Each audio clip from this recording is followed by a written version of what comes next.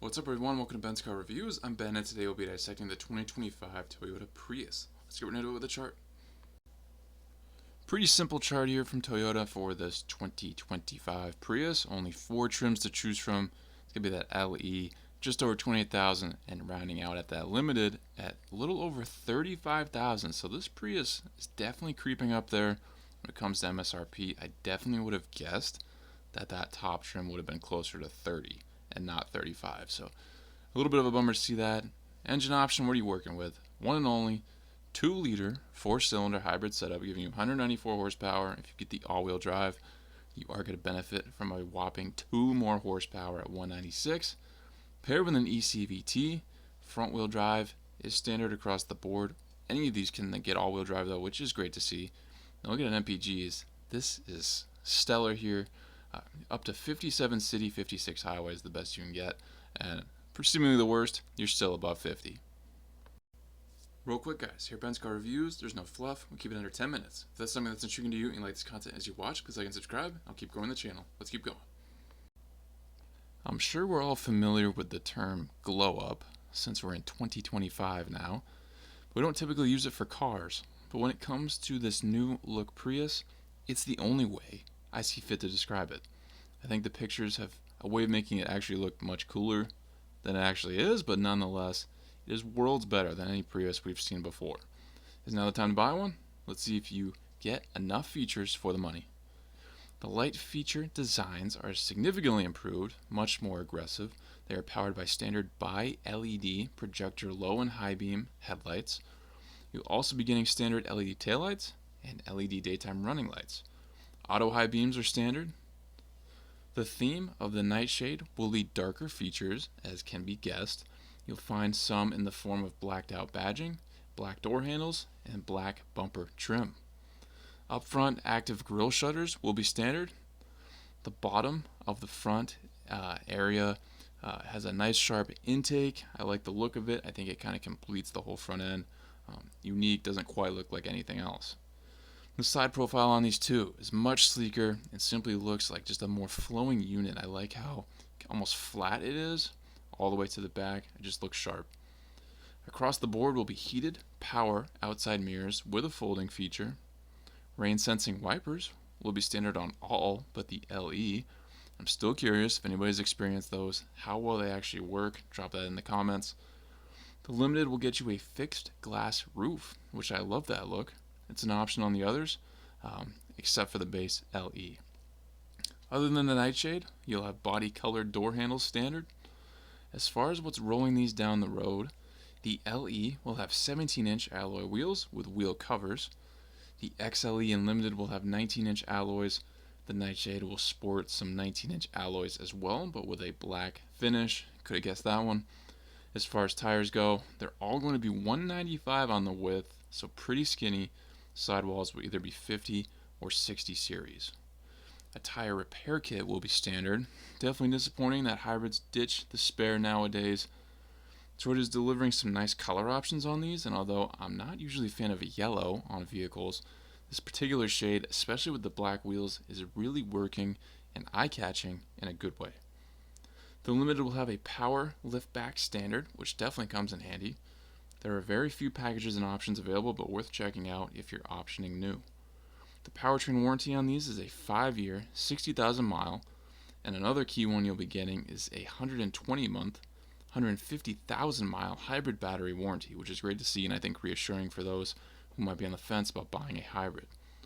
The Prius will measure in at 181.1 inches long, 70.2 inches wide, 55.9 inches tall, has up to 6.2 inches of ground clearance, and weighs at most 3,219 pounds. As far as a best bang for your buck in this lineup, I think I'll choose the XLE. But if you aren't wanting all-wheel drive, which does add a little extra cost, if you're cool with the front wheel, I would just go with the Nightshade for that extra grand. Opting above the base will be beneficial as far as gaining standard features, which we'll get into next. And although Toyota seems to really want you to buy at the top of the ladder with Unlimited, I don't think it's necessarily worth the price tag. Let's get in the interior now and see if you agree with me. A pretty nicely designed interior here to match that fun new exterior. I've seen too many models from Toyota this year that don't give adequate features though for your money when it comes to the inside. Will this Prius be any different? Time will tell here. Let's get into it. As far as infotainment goes, you'll be getting an 8-inch Toyota multimedia screen standard. The Limited will boost that up to a 12.3. I do not like when trims have different screen sizes. I think they should be across the board, especially when there's only 4 of them. Wireless Apple CarPlay, Android Auto capability standard though, which is fantastic, and you are getting the same part here with a 7-inch driver's information area standard across the board. Thankfully, the base trim isn't deprived of that. A 6-speaker audio system will be standard. The Limited will upgrade to an 8-speaker JBL premium audio, including amplifier. All but the base trim will get a standard wireless charger. Beyond that, there will be 6 USB-C charging ports, 2 in the front, 2 in the center console, and 2 in the back. The Nightshade will have carbon fiber detail on the dashboard, as well as black door sills. That kind of separates that look from the rest. Across the board will be standard single zone climate control with pollen filtration. I'm really surprised not even the Limited will have dual zone. The Limited has the option for digital rearview mirror. Those look pretty cool. Soft-Tex trim steering wheel will be standard across the board. Fabric trim seats will be standard on the LE. The rest will upgrade to Soft-Tex trimmed. The Nightshade seats will be black with gray stitching. All but the base LE will have heated seats standard. The Limited will also have ventilated front seats and the option for heated rear seats. The LE will have 6-way adjustable driver's seat, 6-way adjustable front passenger seat. The rest will have 8-way power adjustable driver's seat, including power lumbar, and 6-way adjustable front passenger. Toyota will dish out some driver's assist, safety, and technology features, and of course the Limited will have the most. Overall, this isn't the worst option out interior I've seen in 2025 from Toyota, and I've done nearly all of them, but I still think this could have been better. They really want you to get that Limited trim, which is a bit unfortunate in my opinion. You shouldn't have to get the top trim in a lineup to still get some of the best features. In review, guys, if you're in the market for a smaller hybrid heading into 2025 here, no surprise that you're looking at this Prius. There is some competition out there. I'd say the biggest competitors to the Prius in general, I'm not going to say specifically hybrid, would be the Elantra, the Civic, of course, the Mazda 3, probably throw the Jetta in there, and Prius itself is probably its own competition with the plug-in hybrid version. But if this Prius hybrid is the route you want to go, I love the new look.